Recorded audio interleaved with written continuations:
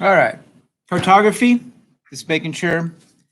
So G337, but also G537. This is a combined graduate, undergraduate course that should not really concern you of any importance. There is some differences in terms of the amount of work that has to be done, but the schedule, the layout, everything is exactly the same. So I'm going to go over the syllabus, and what you'll see for if you are a graduate student, you'll see the exact same layout. So the exact same everything. Further, those of you who might be viewing from home, uh, this is being recorded via live stream, via YouTube. Each and every one of our meetings, the same thing will happen as well. So there's never going to be a required meeting in which you'll have to be here, except for two, which I'll talk about here later. So all of our meetings throughout the semester, completely optional. If you do miss it, no big deal. It is available online, available to you, YouTube. Even further, you can, this is live right now, so you can, live stream it as well. All right. My name is Andy, last name Baker, Andy Baker. I'm a geography instructor.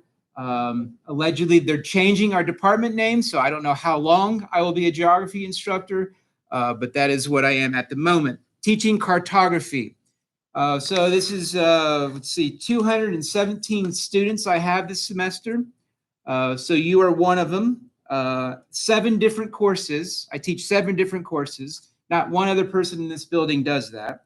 I've taught 6,608 students at IUPOI/IUI, over 180 courses, 49 semesters, 17 years. Just telling you that, I care about this, but I treat you just like I treat those people back in 2008 when I first arrived, with obviously much bigger classes. But anyhow, all right, we'll continue on. A few of you maybe have had me before for a course called GIS. That's the sister course to this. There's GIS, there's cartography.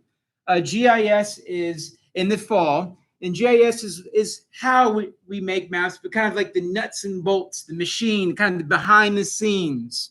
Kind of, how does the computer know what that particular dot means and where it puts it on the earth? All that stuff is covered in a different course. If you've taken that course, great. You should be well prepared and already kind of know some of the frustrations, but also some of the positives of using this particular software, GIS in general. Cartography is, okay, we've now made the map, we've done all the grunt work. Now, how does it look? Who is our audience? What are things we really want to show with this particular map? What are some things that is maybe too much noise? Those are the kind of let's say, the art of maps, whereas the science of maps is more GIS. So just want to explain that. You'll hear me mention that probably a little bit later on today as well. Questions, comments, concerns before I get rip-roaring through here? All right.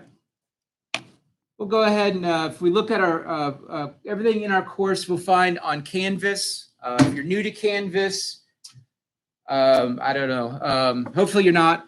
But if you're not, that's where everything is. So if you go to the modules, you'll find our learning activities. So this course, as you'll see in the syllabus, has always been online. All of a sudden, we decided, well, we're going to move it on campus this year for 2 reasons. We want to attract international students. International students, they can only take so many online classes. Also, we want to attract graduate students. This is a course that's very attractive to graduate students. However, if it's online, same story, they can't take too many online courses. And so that's why we have a predominantly online course that really is a well-oiled machine online. That's why we have it on campus.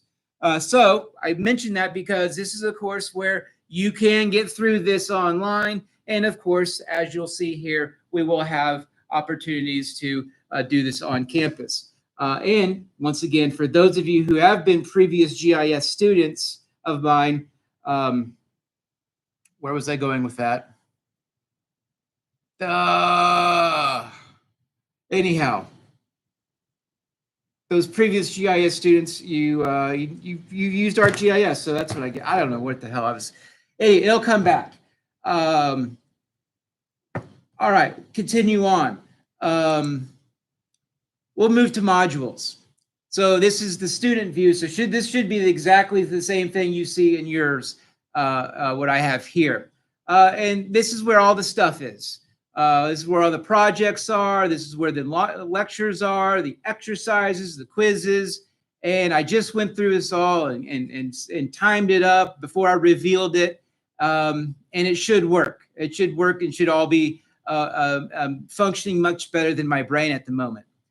So that's our layout in terms of where you're going to find stuff. I'm going to go ahead and pop into introduction. That's essentially today's discussion. I put all of our stuff into one cozy little spot. All right. Although I don't have this on here, I do have an office hour. My office hour is Thursdays at 11 in Kavanaugh Hall 207C. I will add that. I think that might be on the main syllabus part. So the office hour, essentially an hour before we meet here. This is today, right now. You can be looking live.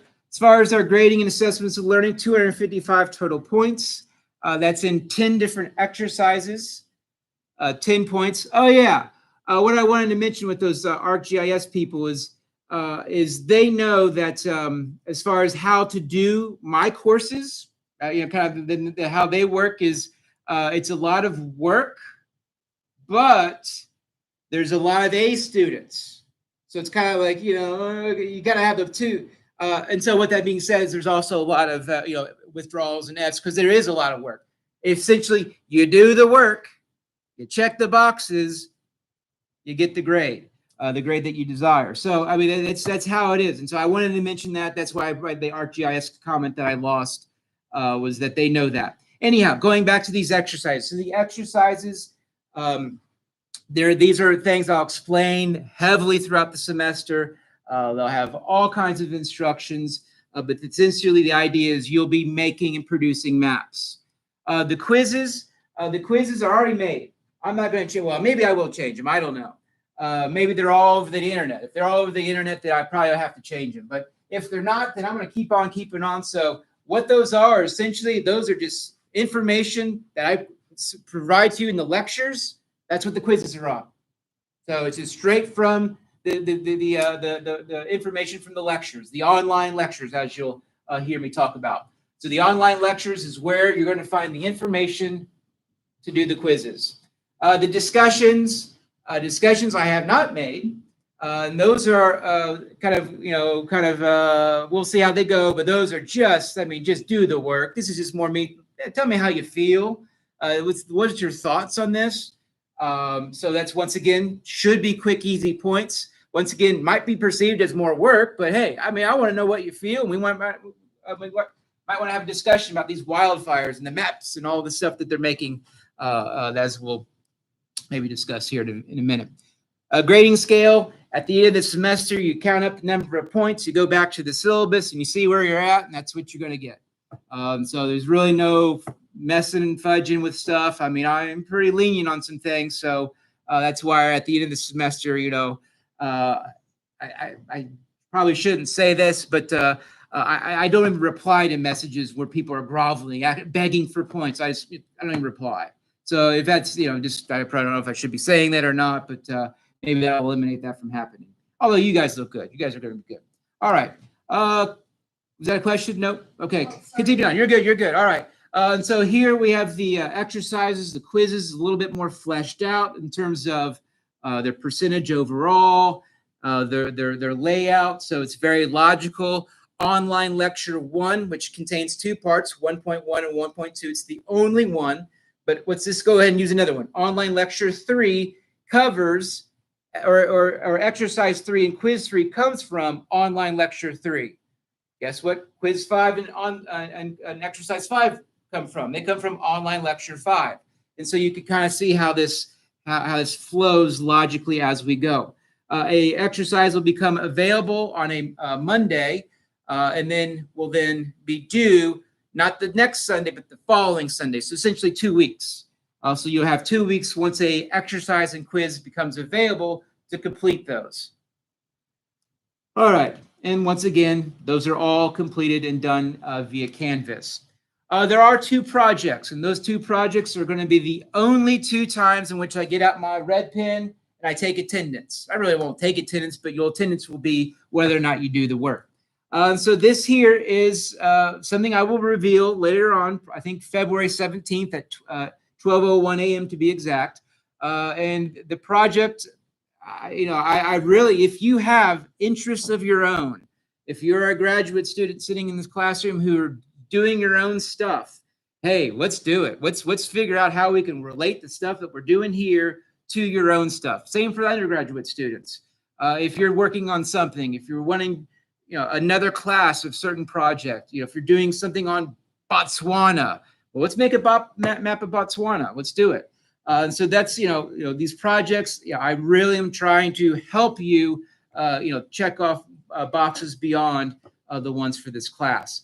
What's going to happen is on Thursday, March 13th at noon in this classroom right here, essentially is where I'll critique.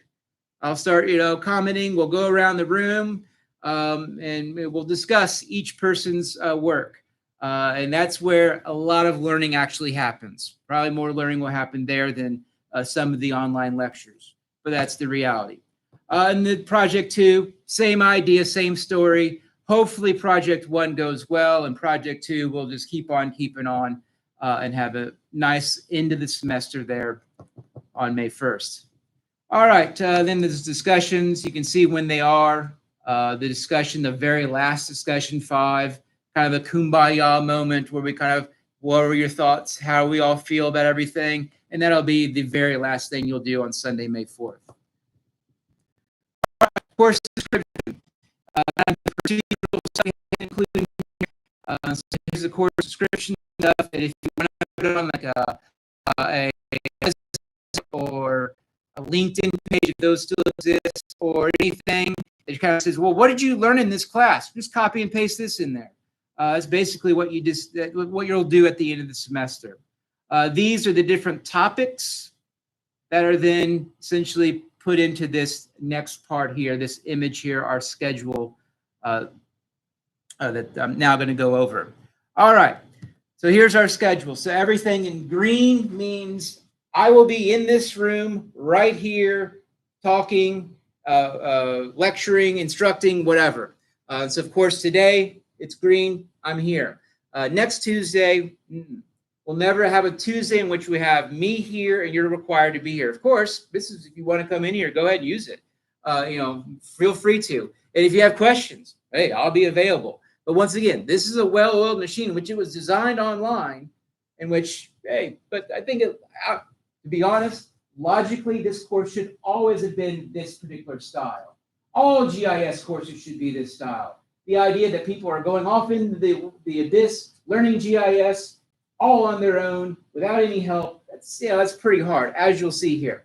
And so we have problems every semester, the GIS class, where it's like halfway through the semester, I'm getting people finally caught up. Anyhow, all right, so next time we do meet will be on Thursday. And what I'll do is I'll have a very brief meeting, which I'll be showing how to access ArcGIS. So ArcGIS Pro, it costs $300. So you're saving $300 a year by being an IU student. So you get to have access to ArcGIS Pro, which is the industry standard. We're talking like they have the monopoly in this stuff. They have the monopoly, and you get free access to it because you're an IUI student. So ArcGIS Pro is the industry standard. So this is, once again, add that to the resume. Not only did you copy and paste and put those things in the resume, put ArcGIS, put your familiar with ArcGIS on there, and you'll have a better chance of getting a job. And even further, I realize that this stuff might go, you're at the 500, at the track, all that's gone. I get it. Still, though, put that on there. The idea, you're kind of learning how to do this. It will come back to you over time. Trust me, it's like riding a bike. All right. And so we have a discussion that's due on Sunday. And I will talk about that discussion here in a minute as well. All right, so that's the kind of the idea here. We have these green, and then yellow is kind of, okay, yellow is something is due that day. Alert, alert. White, means there's nothing due that day. All right, so also we see here on Tuesday today, we see online lecture 1.1. If you go to modules online, in fact, I don't want you to, but if you do, go ahead. You'll find that that's now live. Online lecture 1.1 is now live and available to you. So you can go ahead and start looking at that and reviewing it. But most of the focus of this week is getting everyone up to speed in using ArcGIS. That's all I care about, is getting everyone using it. I'm not going to do this anymore where I have these past semesters where it's, in this case, March, and people are just now using and figuring out how they're going to do it. We got to do it. We got to get it on the ball right off the bat. Everyone on the same page together. All right. Okay. Cool. Questions, comments, concerns before I keep on going down our schedule. All right. So next week, once again, Tuesday is really, really cold. Good. We will be here. That's all right. Online lecture 1.2 will become available to you.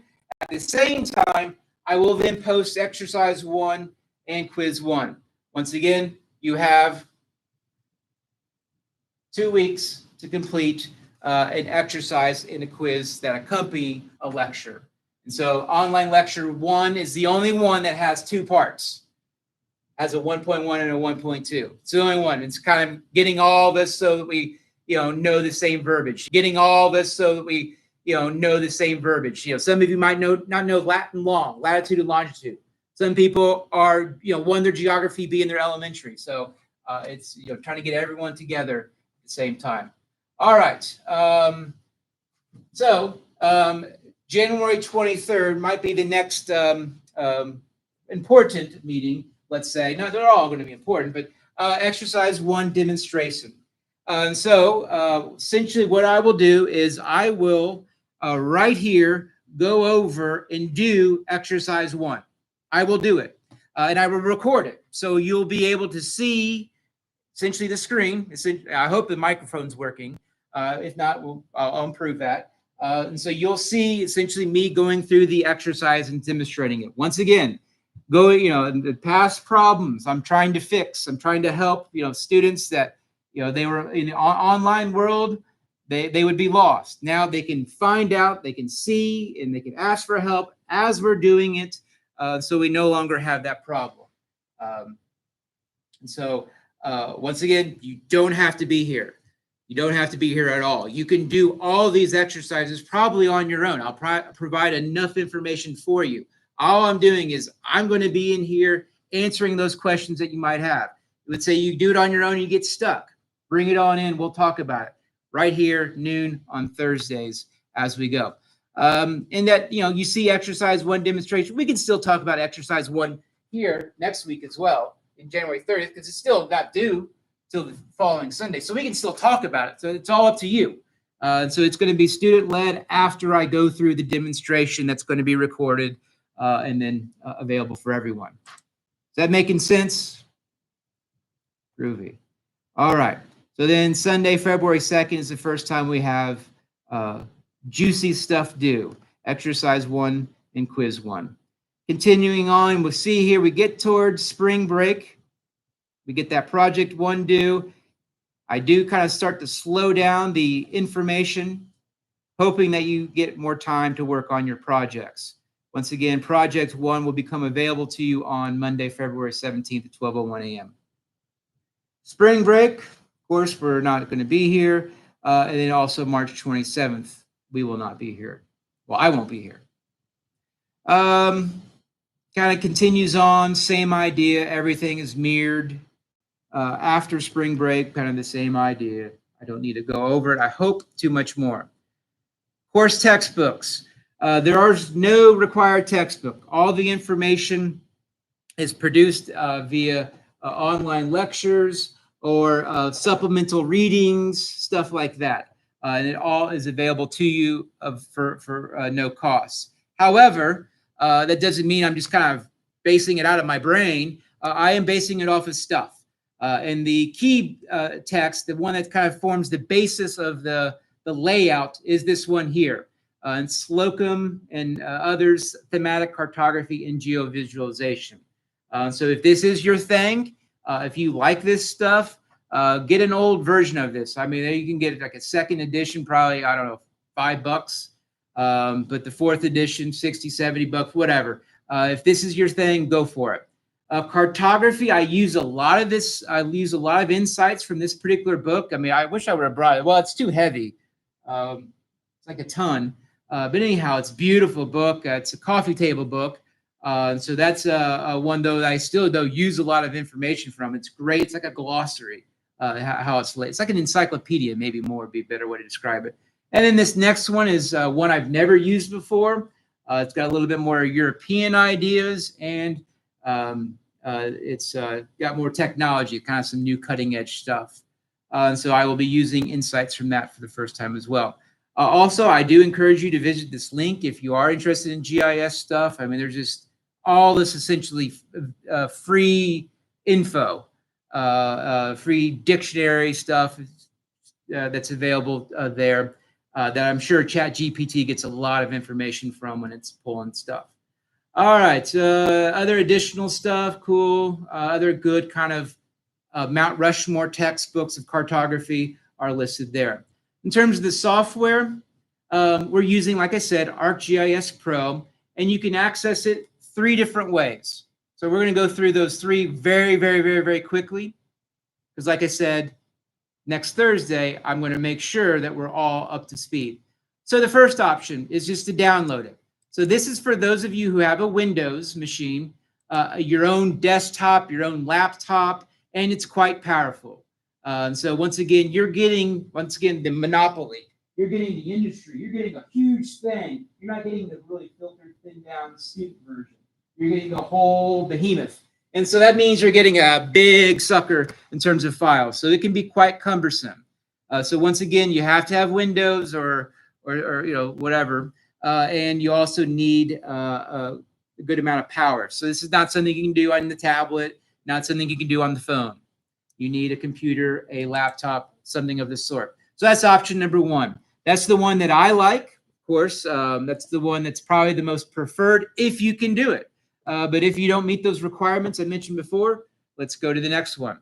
Option 2, this is something called IU Anywhere. Let's see if this works here. So IU Anywhere. So if you go to this particular page, IU Anywhere, Google search it, you might get to something like this. You always hit the detect. Sometimes download. This is my computer, so I don't know what's going to happen next. We'll just continue on. Already installed. All right, so go up to the desktops, and I hope yours has this. If it doesn't, then let me know.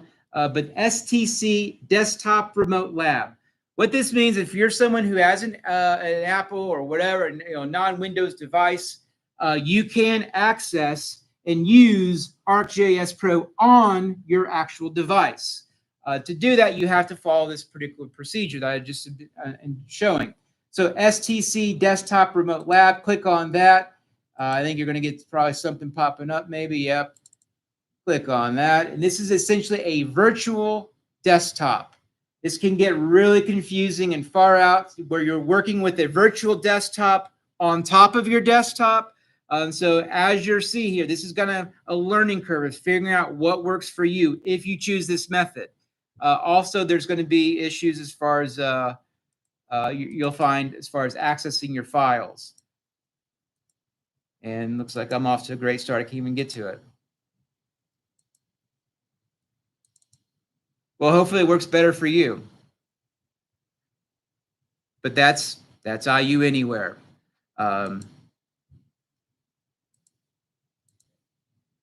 right, our third option. Our third option is to sit exactly where you are right now and go and find the ArcGIS Pro app on your particular desktop. So at Student Technology Clusters, STCs, throughout campus and IUB, wherever, Not all the machines, but certain ones have ArcGIS Pro in them. Of course, this Cartography Lab is going to have them in there as well. So you should see ArcGIS Pro in here as well on your desktop. If you search for it, you should find it. I'm going to go ahead and load it up because this is something new. I'm actually doing Tuesday right now already. What the hell? Okay, so yeah, we don't even need to come Tuesday, or Thursday, although I have a meeting, so I have to be here. Where did ArcGIS? So ArcGIS Pro, like I said, it's big. It used to be, if you're someone who last semester was with me for GIS, it used to be we had to do a certain procedure, kind of some calisthenics. Now we just put in our IU stuff.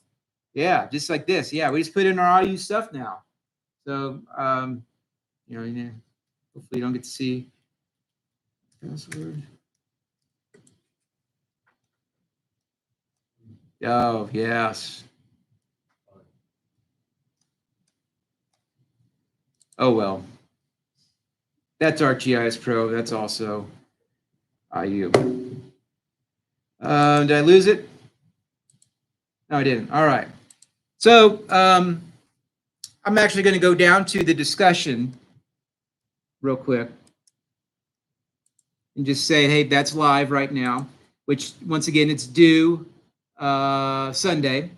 And you can post publicly. You can also send it to me individually if you don't like all this information. I want you to introduce yourself, tell me why you're here, what you want to learn.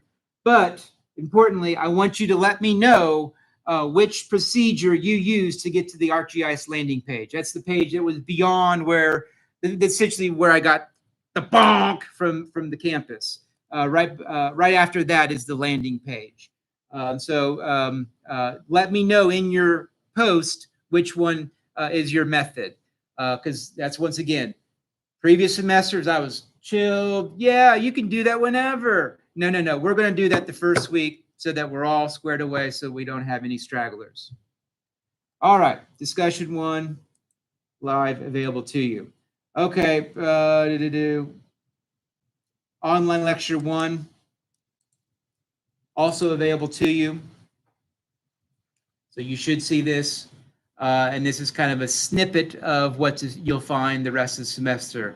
Some text, some video, some links, and that's that. Lastly, I just want to show some tweets just to kind of give you a preview of the stuff that cartographers concern themselves about.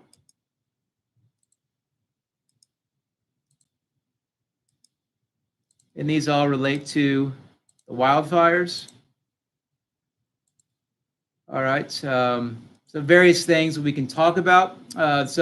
Cartography, obviously, we're going to be all looking at maps.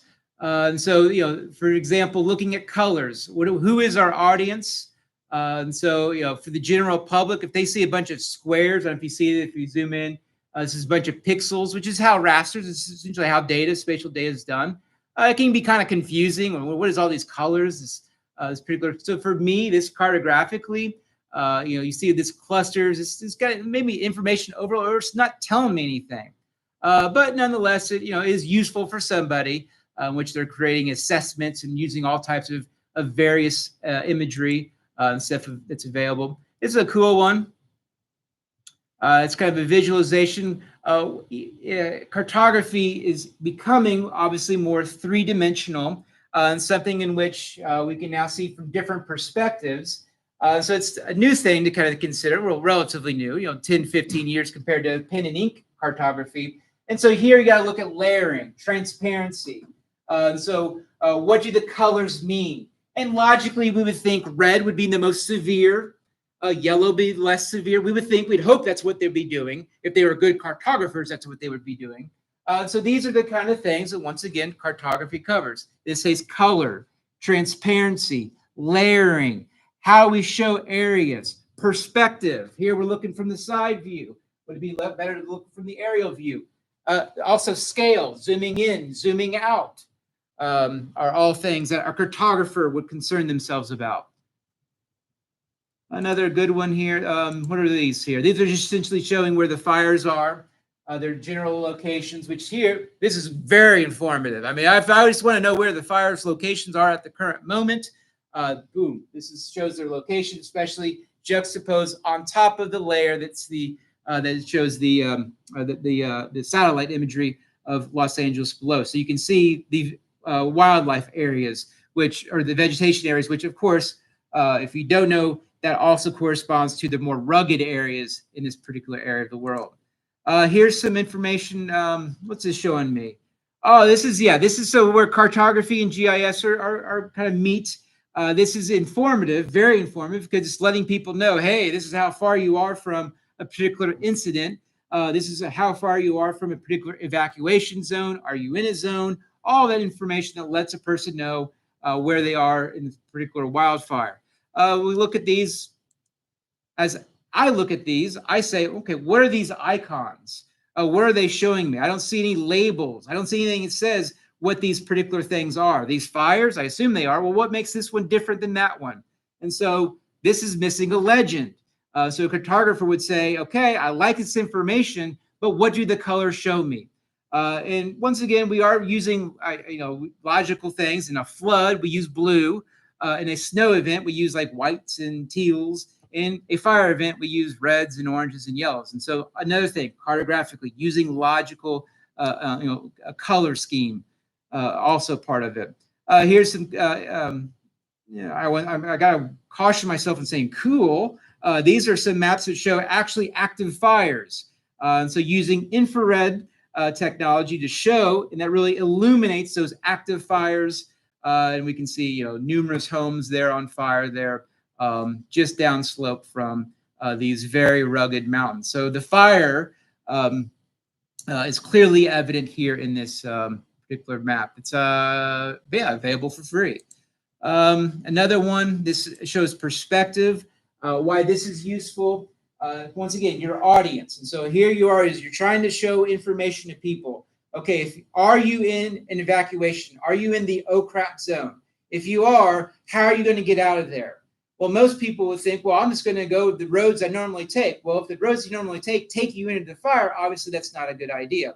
And so seeing the terrain is helpful in terms of saying, okay, we know the fire's not going to go usually uphill. Usually they go downhill. All the winds can play a role in that. And so, maybe using the terrain view, maybe the best evacuation route is a different path.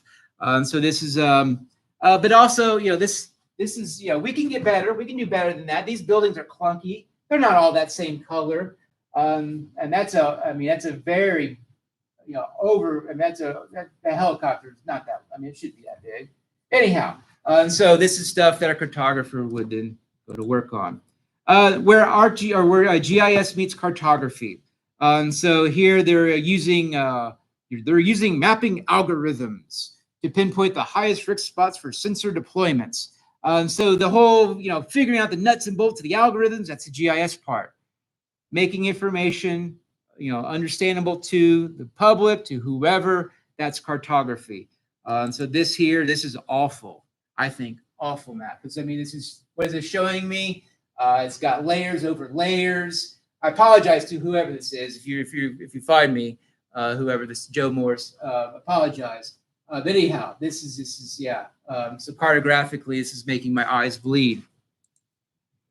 Lastly, I'm old, but not that old. But I am the last part of the last class that learned cartography via pen, ink, and paper. So I didn't learn via computer. And so, maybe in about 45 years, they'll put me in a museum and say, well, this guy learned how to do it via pen and ink. But anyhow, now we're seeing things. Look at this. This is obviously on a phone, right? You can see the battery life, all that. And so more and more content for cartographers is being produced for phones, for saying beyond paper and posters and so forth. And so another thing that we have to consider is essentially the device that is being used to show our map. And so here, and this is where I go nuts in terms of, okay, I don't like the symmetry. Why do we not show the time here, but we show it there? What's the zoom? The zoom there, this is the same. I like that we're not capitalized. So this is cartography at work there. Text, looking at lettering, looking at spacing. But hey, look at, they got a legend though. So hey, all right, I'm happy now. So let's go ahead and say good job to whoever that is. Okay, that's all I've got. Questions, comments, concerns? Cool. That's it. That's all I got.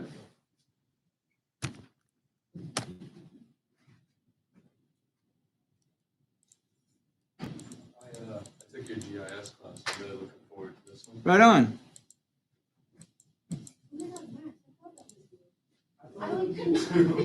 There we go. We're meeting. I need to go back to the lumberjack.